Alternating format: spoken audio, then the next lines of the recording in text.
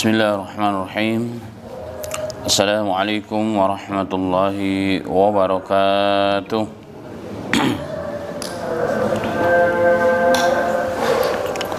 Alhamdulillahirabbil alamin.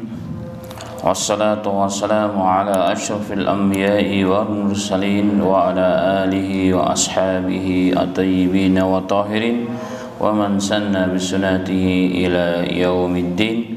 Yaqulullahu tabaraka wa ta'ala ya ayyuhalladzina amanu taqullaha haqqa tuqatih wa la tamutunna illa wa antum muslimun. Wa qala aidan laqad kana lakum fi rasulillahi uswatun hasanatun liman kana yarjullaha wal yawmil akhir wa dzakarallaha katsira. Amma ba'd. Alhamdulillah, jemaah yang dirahmati oleh Allah Subhanahu wa taala, bersyukur kembali kepada Allah di pagi yang berbahagia ini. Kita sama-sama masih diberikan kesehatan jasmani dan rohani kita, insyaallah sehat walafiat dalam menjalankan ibadah kita di bulan suci Ramadan, dan Allah semoga menjaga kita terus dari seluruh keburukan dunia dan akhirat, urusan dunia dan urusan agama, dan Allah membimbing kita, memberikan hidayah kita dan petunjuk kita dan istiqomah di jalannya. Amin ya rabbal alamin. Jemaah sekalian yang dirahmati oleh Allah Ta'ala, pagi yang berbahagia ini bahasan Syama'il At-Tirmidzi atau Syama'il Muhammadiyah memasuki bab yang ke-11. Silakan dilihat halaman 67 yang membawa terjemahnya. 67. Qala al-imam rahimahullahu ta'ala babu ma jaa fi na'li Rasulillah sallallahu alaihi wasallam. Bab tentang apa saja yang menerangkan tentang sendalnya Rasulullah sallallahu alaihi wasallam. Dan pada bab ini beliau membawakan 12 hadis. 12 hadis. Hadis yang pertama juga diriwayatkan oleh jalur Imam Bukhari. Diriwayatkan oleh al-Imam Abu Daud, al-Imam At-Tirmidzi rahimahullahu taala kepada seorang tabi'in Qatadah rahmatullah alaih. Beliau berkata, qultu li Anas bin Malik, aku pernah bertanya kepada Anas bin Malik, seorang sahabat Rasul radhiyallahu anhu, kaifa kana na'lu Rasulillah sallallahu alaihi wasallam, bagaimanakah sifat dari sandalnya Rasulullah sallallahu alaihi wasallam. Qala lahuma kibalani, maka Anas bin Malik radhiyallahu anhu mengatakan, sandalnya Rasulullah sallallahu alaihi wasallam lahuma kibalan, kedua sandalnya atau sepasang sandalnya memiliki tali jibal atau tali yang yang menjepit dari kedua jarinya Rasulullah sallallahu alaihi wasallam. Jadi dua tali tersebut menjepit dua jari dari kaki Rasul sallallahu alaihi wasallam. Jadi sepintas mirip sandal jepit, sepintas ya. Ini sifat sandalnya Rasulullah yang pertama. Jadi mempunyai tali yang kedua tali tersebut ya menjepit kedua jari Rasulullah, dan bisa dilihat bentuknya pada halaman 68. Ya, kurang lebih begitulah gambarnya ya, kurang lebihnya begitu. Itu yang pertama. Itu sifat sandal Rasulullah yang pertama, bertali, dan kedua tersebut menjepit dua jari Rasul sallallahu alaihi wasallam. Taib, hadis yang berikutnya adalah hadis yang sahih juga, diriwayatkan selain al-Imam Tirmidzi, al-Imam Ibnu Majah dan lainnya. Diriwayatkan kepada seorang sahabat dengan sanadnya, yakni Abdullah bin Abbas radhiyallahu anhuma. Beliau berkata, kana lina'li Rasulillah sallallahu alaihi wasallam kibalan mathniyun syirraquhuma. Adalah sifat sandalnya Rasulullah sallallahu alaihi wasallam, keduanya sepasang sandal tersebut mempunyai tali gibal. Tali gibal, tali yang tadi telah diterangkan di atas, yang setiap talinya terbagi menjadi dua. Jadi dari tali tersebut ada 2 rangkap, ya, ada 2 tali yang menjepit dua jari Rasul, tapi setiap tali tersebut ada 2. Sebagaimana dilihat dalam gambar kurang lebihnya pada halaman 68. Per tali, dan setiap talinya 2 tali, ada 2 tali lagi. Baik. Kemudian sifat yang berikutnya. Sifat yang berikutnya juga diriwayatkan oleh Al-Imam Bukhari dari riwayat Al-Imam At-Tirmidzi rahimahullahu taala. Beliau menerangkan dengan sanadnya kepada Isa bin Tuhman rahmatullah alaihi. Beliau mengatakan, qala akhraja ilaina Anas bin Malik na'alaini jardawaini lahuma kibalan. Suatu ketika kami berada bersama Anas, tiba-tiba Anas bin Malik radhiyallahu anhu yang merupakan abdi dalamnya Rasul sallallahu alaihi wasallam mengeluarkan sendalnya, mengeluarkan kedua sendal atau sepasang sendal. Ya. Jardawaini, yang kedua sendal tersebut jardawaini, artinya tidak berambut.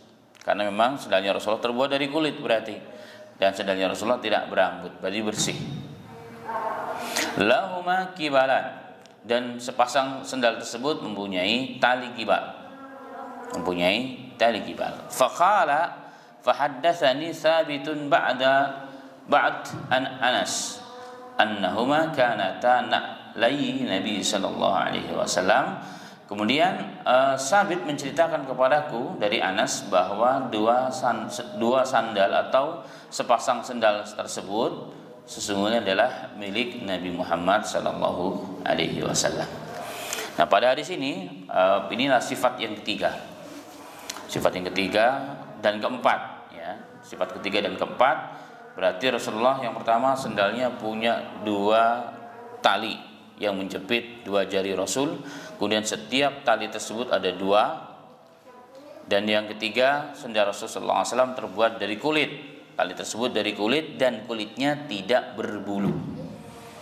Ya, dan kulitnya tidak berbulu. Ini ciri sifat sendalnya Rasul Sallallahu Alaihi Wasallam. Jadi dari kulit, ya. Kemudian sifat yang berikutnya diriwayatkan oleh Al-Imam rahimahullah taala, Al-Imam Tirmidzi, dan juga dikeluarkan oleh Imam Al-Bukhari.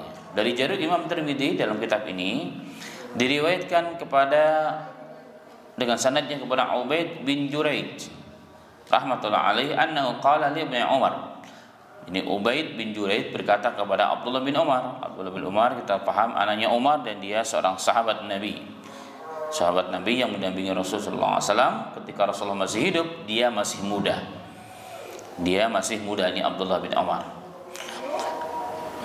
Suatu ketika Ubaid bin Juraij berkata kepada Abdullah bin Umar, "Ra'aituka talbasun ni'ala sabtiyata."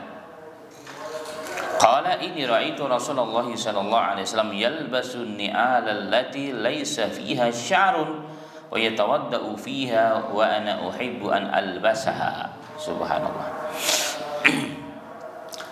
Sekali lagi Ubaid bin Juraij bertanya kepada Abdullah bin Umar, "Wahai Syekh, wahai guruku, aku melihat engkau selalu memakai sendal sibtiyah." Sandal sibtiyah adalah sendal yang tidak dari kulit, yang tidak berbulu. Dari kulit tetap dan tidak berbulu. Maka apa sebabnya ya Syekh? Dan orang semua tahu Abdullah bin Umar adalah salah seorang sahabat Nabi yang sangat beriktibar dengan segala hal yang datang dari Rasul. Ini yang perlu diketahui dulu sebelum masuk hadis, ya. Kenapa beliau pakai sandal itu? Beliau punya alasan. Dari sisi yang lain, sebagai tambahan, Abdullah bin Umar adalah seorang sahabat Nabi Muhammad SAW yang sangat ittiba dengan Rasul dalam segala hal, walaupun hal tersebut tidak ada perintah. Bahkan beliau SAW pernah didampingi oleh Abdullah bin Umar dalam perjalanan menuju haji ataupun umrah, dan beliau tahu jalan mana yang dilalui dan kapan Rasulullah turun, di mana beliau nunduk kepala, semua dihafal dan difahami oleh Abdullah bin Umar. Ternyata apa yang terjadi setelah Rasulullah SAW meninggal dunia, apa yang pernah Rasulullah lakukan dan dilihat oleh Abdullah bin Umar saat dalam perjalanan tersebut semua dilakukan oleh Abdullah bin Umar. Di satu tempat jalan yang dulunya mungkin ada sesuatu sehingga Rasulullah terpaksa harus menundukkan kepala, di tempat itu pun saat itu Abdullah bin Umar menundukkan kepala. Di mana Rasulullah turun dari tunggangannya untuk mungkin ada hajat dan seterusnya, saat itu pun Abdullah bin Umar turun walaupun tidak ada hajat, hanya untuk mengikuti Rasul Shallallahu Alaihi Wasallam. Apalagi perkara-perkara yang memang gampang dan hari-hari dilakukan oleh Nabi kita Muhammad Shallallahu Alaihi Wasallam, termasuk memakai sendal. Maka ketika beliau ditanya, ya Syekh, aku melihat engkau suka pakai sendal dari kulit yang tidak berbulu, apa alasan anda ya Syekh? Itu pertanyaan muridnya Ubaid bin Juraid. Jadi Ubaid bin Juraid ini muridnya Abdullah bin Umar, seorang tabi'in. Qala, maka Abdullah bin Umar mengatakan, ini ra'aitu Rasulullah sallallahu alaihi wasallam yalbasun ni'ala allati laisa fiha sya'run. Kenapa aku pakai sendal dari kulit yang tidak berbulu? Karena aku melihat Nabi Muhammad sallallahu alaihi wasallam, beliau memakai sendal yang tidak ada bulu pada sendal tersebut, ya, sendal terbuat dari kulit tersebut. Wa yatawaddau fiha, dan Rasulullah menggunakannya untuk wudu. Ya, menggunakannya untuk wudu sebagaimana pada hadis yang sebelumnya tentang jawrab, ya, tentang kaos kaki atau dengan khuf, maka hanya diusap di atasnya. Apalagi kalau kita lihat bentuk daripada sendalnya begini kan tidak menutupi kakinya atau kaos kakinya ketika mau diusap. Nah, kemarin sudah dijelaskan. Jadi Abdullah bin Umar punya alasan kenapa aku pakai sendal begini, karena Rasulullah selalu pakai sendal begini, begitu bahasanya berarti. Bahkan digunakan ini untuk berwudu, saat Rasulullah wudu enggak dilepas sendalnya. Wa ana uhibbu an albasaha, dan aku sangat suka mengikuti kebiasaan Rasulullah sallallahu alaihi wasallam. Ya, aku menyukai hal tersebut untuk aku ikuti karena ini bersumber dari Rasul sallallahu alaihi wasallam. Jadi seorang sahabat yang begitu sangat cinta kepada Rasul, sangat beritiba dengan Rasul, waqafan ala sunnatin Nabi sallallahu alaihi wasallam. Beliau selalu orang yang selalu berhenti dengan sunnahnya Rasul, artinya beliau selalu mengikuti sunnah Nabi Muhammad sallallahu alaihi wasallam dari segala hal. Kan memang begitu sebenarnya kalau hadis, ya kan? Hadis itu apa sih? Sunnah itu apa sih? Segala sesuatu yang dinisbahkan kepada Rasul, baik itu perbuatannya Rasul, baik itu perkataannya Rasul, atau persetujuannya Rasul Shallallahu Alaihi Wasallam. Apa yang dimaksud dengan perbuatan? Ya, ketika Rasulullah berbuat sesuatu, walaupun tanpa memerintahkan sahabat, diikuti oleh Abdullah bin Umar. Apalagi kalau Rasulullah memerintahkan, namanya hadis qauliyah, perkataan Rasul. Lalu apa yang dimaksud dengan kesepakatan Rasulullah atau persetujuannya Rasul? Ya, ini ketika seorang sahabat melakukan sesuatu perbuatan dan Rasulullah tidak mencegah atau tidak turun wahyu kepada Rasul untuk menegur perbuatan tersebut, berarti perbuatan tersebut termasuk perbuatan yang disyariatkan atau yang tidak dilarang atau disunnahkan. Baik, jadi ciri-cirinya tadi ada 4 dan ciri tersebut diikuti oleh Abdullah bin Umar radhiyallahu anhuma. Baik. Kita lanjut kepada hadis yang berikutnya, diriwayatkan kepada Abu Hurairah radhiyallahu anhu. Qala kana li na'li Rasulillah sallallahu alaihi wasallam kiwalan. Ini hanya menguatkan hadis yang sebelumnya. Adalah sandalnya Rasulullah sallallahu alaihi wasallam memiliki 2 kibal, 2 tali. Sebagaimana pada hadis yang pertama tadi. Kemudian hadis yang berikutnya kepada Amr bin Hurais radhiyallahu anhu yaqul, ra'aitu Rasulullah sallallahu alaihi wasallam yusalli fi na'lain makhsufatain. Nah, ini fungsi dari sendal selain dipakai ternyata digunakan untuk salat. Sebagaimana di riwayat Amr bin Hurais radhiyallahu anhu, beliau mengatakan, aku melihat Rasulullah sallallahu alaihi wasallam yusalli fi na'lain. Aku melihat Nabi Muhammad sallallahu alaihi wasallam salat dengan menggunakan kedua sendalnya. Salat dengan menggunakan kedua sendalnya, ya. Kedua sendalnya yang berlubang alias bertambal. Jadi karena kulit ya, ketika ada yang robek, ketika ada yang putus, bisa ditambah lagi dengan kulit yang lain. Ini sifat, jadi sendalnya Rasulullah tidak mulus berarti, tambalan ya, subhanallah. Kemudian hadis yang berikutnya juga dari Abu Hurairah radhiyallahu anhu. Hadis juga sahih, dikeluarkan Imam Bukhari dan Muslim. Beliau berkata, anna Rasulullah sallallahu alaihi wasallam qala la yamshiyanna ahadukum fi na'lin wahidatin liyun'ilhuma jami'an aw liyuhfihima jami'an. Rasulullah sallallahu alaihi wasallam mengatakan, janganlah seseorang di antara kalian berjalan dengan memakai satu sendal sebelah saja jika satunya putus. Ya, satunya putus atau kenapa, tetap jangan, kalau begitu jangan dipakai sendal satunya. Ya, harus nyeker bahasa kita, dilepas saja sekalian. Dan dari sisi kesehatan sudah jelas ya. Karena badan manusia itu sudah stabil sekali ya. Presisi banget. Jadi kalau ada tinggi beda sedikit, itu akan pengaruh kepada badan kita, sudah pasti. Makanya kan kadang-kadang kalau kita berobat sakit di kaki, maka diusahakan kata dokter kalau bisa tetap jalannya normal, jangan dipincang-pincangkan, jangan miring sebelah. Kenapa? Kalau miring sebelah pasti satunya pun akan sakit. Kenapa? Karena dia menopang beban berat. Nah, salah satu hikmahnya demikian. Rasulullah juga demikian ya. Rasulullah demikian. Maka ketika sendalnya cuma satu, ya jangan dipakai, dilepas saja keduanya. Dipakai semuanya kalau masih bisa, kalau enggak dilepas semuanya. Itu kata Rasul sallallahu alaihi wasallam. Nah, hadis berikutnya juga sama ya. Hadis berikutnya juga sama. Dalam riwayat adalah untuk khilaf dengan syaitan. Karena ini adalah perbuatan syaitan yang suka memakai satu sendal. Jadi syaitan pakai sendal, iya, ada hadisnya. Baik, hadis yang berikutnya dari Anas bin Malik dari Abu Zinad, sama dengan yang sebelumnya. Hadis yang berikutnya adalah diriwayatkan kepada Jabir radhiyallahu anhu. Hadis juga sahih. Anna Nabi sallallahu alaihi wasallam na'a ya'kula ya'ni rajulu bishimalihi aw yamshiya fi na'li wahidatin. Nabi Muhammad sallallahu alaihi wasallam melarang seseorang makan dengan tangan kirinya atau berjalan dengan satu sandalnya saja.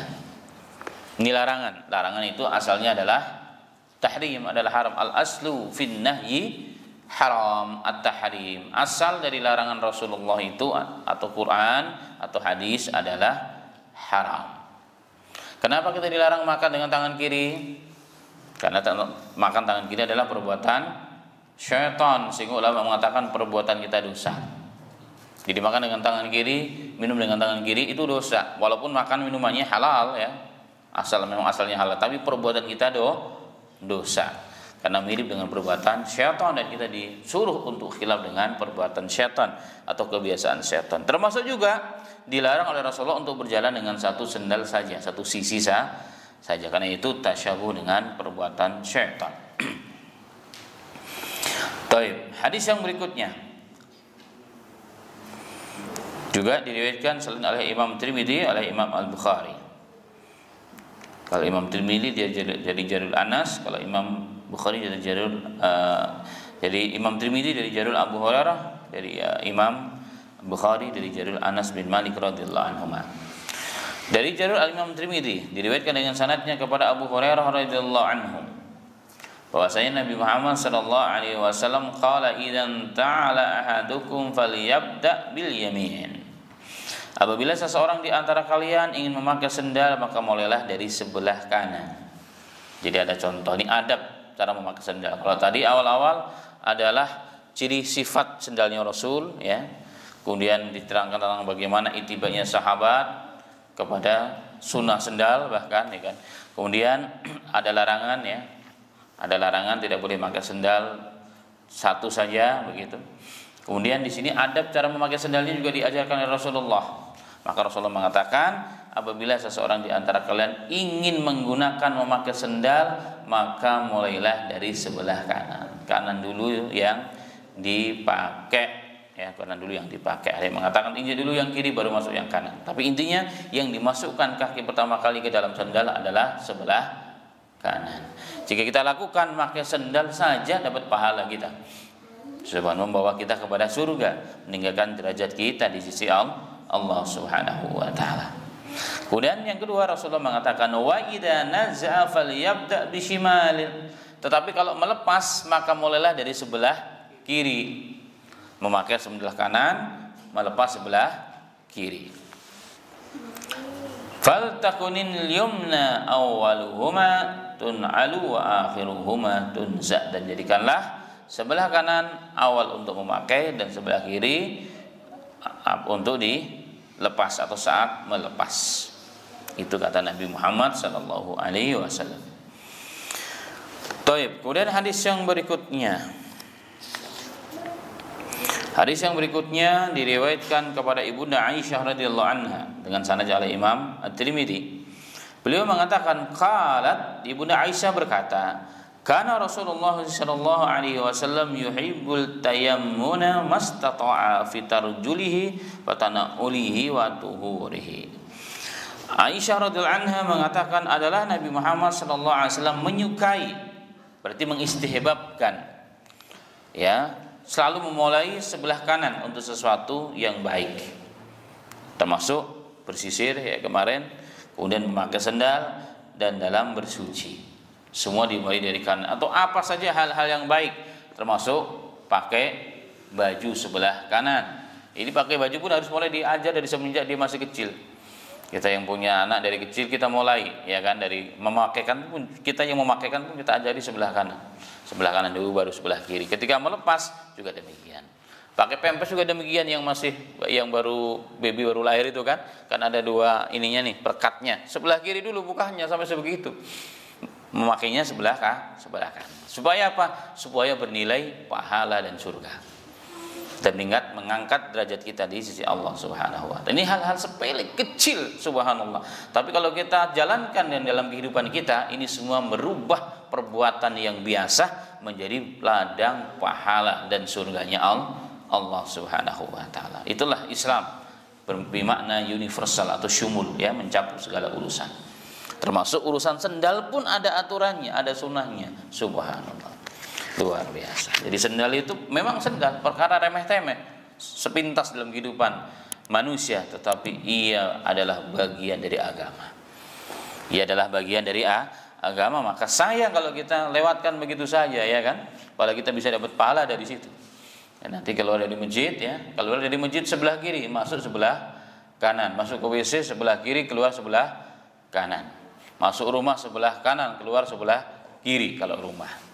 Ini semua jadi pahala. Nah, kita pakai sendal, kita ingatkan, kita kasih contoh anak-anak kita perhatikan istri kita. Kok makanya kaki kiri? Kalau mulai dari kaki kiri kan pakai cara makanya setan, begitu cara mengingatkannya. Maka insya Allah akan menjadi kebiasaan yang baik, ya. Menjadi kebiasaan hidup dengan sunnah dalam segala hal. Tapi hal-hal yang baik sebelah kanan, ya, hal-hal yang baik sebelah kanan, yang dianggap keumuman itu baik, maka mulailah sebelah kanan. Taib, hadis yang terakhir dari bab ini, hadis yang Al-Imam Tirmidzi meriwayatkan dengan sanadnya kepada Abu Hurairah, dan ada menyebutkan hadis ini lemah katanya. Apa bunyinya? Abu Hurairah radhiyallahu anhu mengatakan, "Qala lina'ni Rasulillah sallallahu alaihi wasallam kibalani." Adalah sendalnya Rasulullah punya dua tali. Wa Abi Bakr wa Umar, begitu juga sendalnya Abu Bakar dan Umar. Wa awwalu man aqada aqdan wahida Utsmanu radhiyallahu anhu, dan orang yang pertama kali memakai sandal dengan satu tali alias kayak sandal jepit adalah Utsman bin Affan. Itu katanya, ya, adalah Utsman bin Affan. Tapi sanadnya dhaif, tetapi secara makna, secara umum, ya, terutama yang bagian awal itu sahih, ya, itu sahih dari hadis-hadis yang lain, berarti maknanya bisa terangkat kesahihannya, ya, jadi bisa dijalankan. Karena ini terkait dengan keutamaan, bukan urusan halal dan haram. Jadi begitu kalau kita lihat ma'asal muslimin, maka perkara sandal pun semua diikuti oleh sahabat, bahkan ciri-cirinya. Maka jangan heran kalau hari ini orang menjual sandalnya, replikanya sandalnya Rasul katanya. Ini bagi orang-orang yang memang cinta Rasul, itu pun akan diikuti. Bagaimana tidak? Hari ini kita mencintai seseorang yang menjadi idola kita dalam main sepak bola, ya enggak? Maka kita pun pingin baju nomornya nomor yang dipakai idola kita dan ada tulisannya. Bahkan kadang-kadang pemain bola yang sudah internasional begitu, kalau habis main dibuka bajunya, dilempar, maka orang bisa bunuh-bunuhan atau rebutan. Ya kan? Bahkan bajunya saja yang keringetnya pun bau, itu dijual bisa harganya nggak masuk akal. Itu manusia, ya, pemain bola, masya Allah, dan juga pemain atlet-atlet yang lain dan seterusnya. Seperti itu orang mencintainya. Kenapa kita yang mencintai Rasulullah tidak seperti itu? Begitu.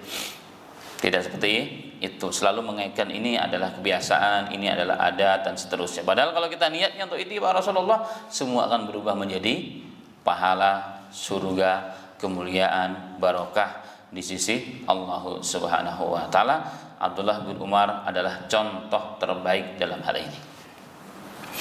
Baik, tentang masalah sandalnya Rasulullah, bukan hanya Imam Tirmidzi, banyak seluruh kitab-kitab hadis biasanya akan menukilkan hal ini, dan juga dalam sebagian dalam kitab-kitab fikih juga akan dibahas, tapi dari sudut pandang fikihnya biasanya. Kalau dalam kitab fikih dibahas dari sudut pandang fikihnya. Apa di antara fikihnya biasanya dibahas tentang tentang bagaimana sholat dengan menggunakan sendal, sebagaimana kemarin telah disinggung. Baik, kita tambahkan sedikit tentang hal-hal penting terkait dengan sendal. Baik, bahasan tentang sendal seperti ini memang ya seperti biasa, seperti pakaian yang lain. Kalau kita menilai ini sebagai adat, kebiasaan, ya hanya seperti itu, tidak ada nilai apa-apa, ya kan? Tapi kalau kita melihat ini adalah bagian dari agama yang setiap muslim hendaknya mengikuti itu, ya kan? Maka itu akan berubah menjadi sesuatu yang berbeda sekali dengan yang awal. Ini semua tergantung kepada kita, ya, niat kita apa untuk itu. Kemudian di sini tadi disinggung juga tentang Rasulullah bersuci, ya, bahkan dalam riwayat yang lain Rasulullah sholat menggunakan sendal. Nah, kemarin telah dibahas hukum sholat menggunakan sendal. Ulama semua sepakat bahwa sholat menggunakan sendal hadisnya sahih. Rasulullah pernah melakukan hal tersebut. Sebagian tadi telah disinggung di sini, dan di sini ditambahkan juga dalam riwayat yang lain, riwayat Sunan Abu Dawud dan Ibnu Majah. Seorang sahabat yang bernama Abdullah bin Amr bin As radhiyallahu anhuma, beliau mengatakan, "Ra'aitu Rasulullah sallallahu alaihi wasallam yusalli hafiyan mutanaila." Nabi Muhammad sallallahu alaihi wasallam pernah aku lihat beliau sedang salat dengan tidak beralas kaki, dan kadang salat dengan memakai sendal. Jadi seluruh salatnya dalam kondisi dahulu kita paham, ya, terutama kalau di masjidnya Rasul, masjidnya masih dalam kondisi tanah. Rasulullah tidak selalu pakai sendal, tapi tidak selalu juga tidak pakai sendal. Artinya kadang pakai sendal, kadang tidak. Berarti tidak pakai sendal juga sunnah Rasul, pakai sendal dalam kondisi tertentu juga merupakan sunnah Rasulullah Shallallahu Alaihi Wasallam. Makanya ada aturan mainnya kalau orang ke masjid pakai sendal. Rasulullah mengatakan, "Idza shalla ahadukum falyalbasna alaihi aw liyakhla'huma baina rijlaihi wa la yu'addi bihi ma ghairuh."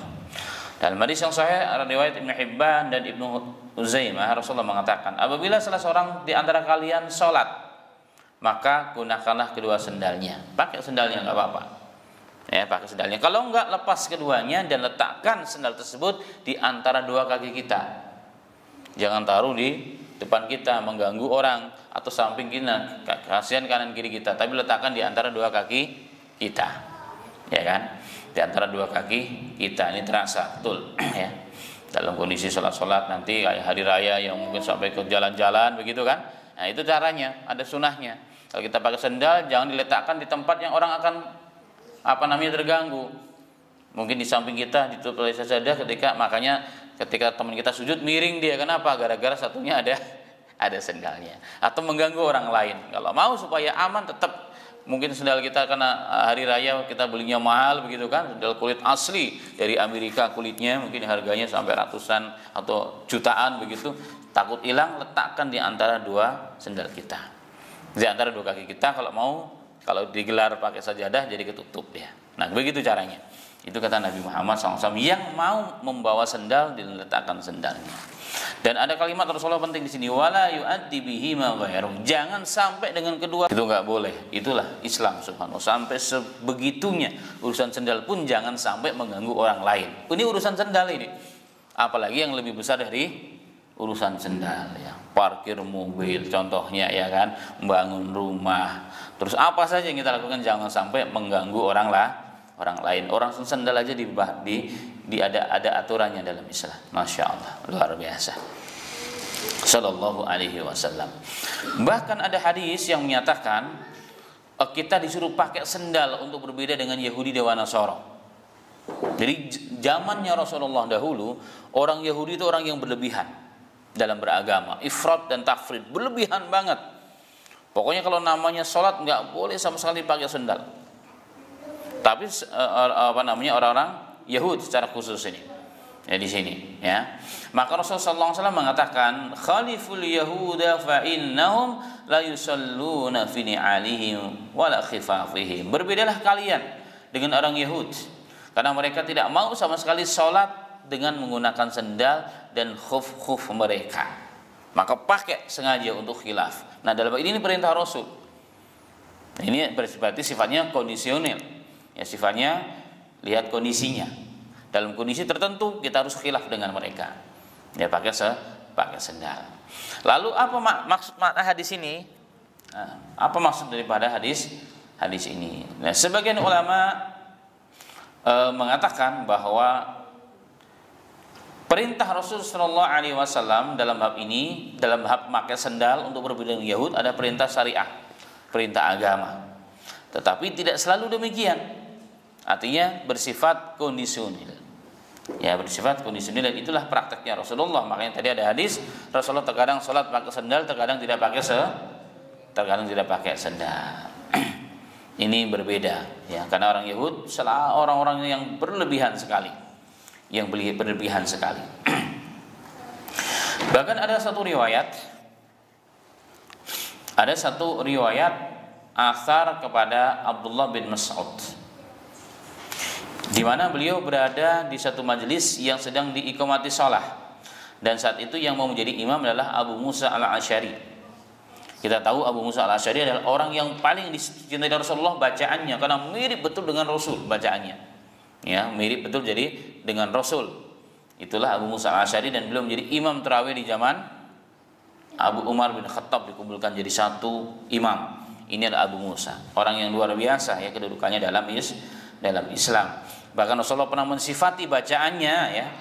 Laqad utiya hada mizmara min mazamiri Dawud alaihi salam. Begitu merdu suaranya, begitu indah suaranya, maka beliau disifati Rasulullah, nih orang ini nih yang dimaksud dengan Abu Musa al-Asy'ari, dia telah diberikan seruling sebenarnya terjemahannya. Tapi kalau maksudnya adalah bukan seruling, tapi suara sebagaimana suara keluarganya Daud atau Nabi Daud alaihi salatu wasallam. Jadi Nabi Daud itu suaranya begitu indah, sangat merdunya luar biasa. Begitu juga nih umatku ini diberikan kayak begitu tuh suaranya. Ya kan, suaranya begitu, orang mendengar suaranya pasti akan berlama-lama. Ya, mungkin sholat satu rakaat di satu juz pun nggak terasa. Kenapa? Saking indahnya. Inilah Abu Musa al-Asy'ari. Abu Musa al-Asy'ari. Dan di belakangnya Abu Musa al-Asy'ari Abdullah bin Mas'ud. Tiba-tiba Abu Musa al-Asy'ari dia melepas kedua sendalnya ketika menjadi imam. Tiba-tiba mau melepas kedua sendalnya ketika jadi imam. Maka Abdullah bin Mas'ud langsung bertanya, "Afil wadi muqaddis anta?" Apakah engkau sedang di lembah yang suci, yang disucikan oleh Allah? Ini yang dimaksud adalah menyinggung kisah Nabi Musa alaihissalatu wassalam ketika beliau dipanggil oleh Allah untuk menerima wahyu di gunung Tur Sina. Apa kata Allah? Fa'khla'na 'alaik innaka bil muqaddasi tuwa. Lepas kedua sendalmu wahai Musa, karena engkau berada di wadi tua yang suci. Lepas sendalmu, engkau ada najis. Nah, Abdullah bin Mas'ud radhiyallahu anhu beliau menyinggung ayat ini di depan Abu Musa al-Asy'ari. Begitu sahabat salah langsung ditegur, kalau nggak cocok langsung diberitahu begitu dengan cara yang baik. Ini sahabat. Yang beda dengan orang Melayu. Ini sifat ini beda banget dengan orang Melayu memang. Melayu kan Lama kalau menegur lama banget dipikirin, kira-kira tersinggung enggak ya, bagaimana nanti enggak. Mereka begitu. Akhirnya lewat nih, momen itu lewat. Momen yang harusnya ditegur jadi dia benar lewat sudah. Ya kan, karena kelamaan. Lewat. Enggak enak lah tetangga saya, masa saya nasihatin, kan dia udah lama ngajinya, dia kelihatan lebih islami lagi, dia pengurus, dia begini dan begono. Akhirnya apa? Lewat momentum ini. Iya kan? Nah, beda dengan sahabat radhiyallahu anhum jamain. Saat itu dianggap enggak pas, saat itu diberitahu. Maka Abu Musa al-Asy'ari imamnya ditegur, ya Abu Musa, apakah Anda sedang di lembah sebagaimana lembah yang dulu Nabi Musa berada, yang diperintahkan oleh Allah untuk melepas kedua sendalnya? Pada Rasulullah SAW memerintahkan kita untuk pakai sendal dalam sholat, untuk khilaf dengan Yahudi dan Nasara. Itu adalah Abdullah bin Mas'ud radhiyallahu anhu.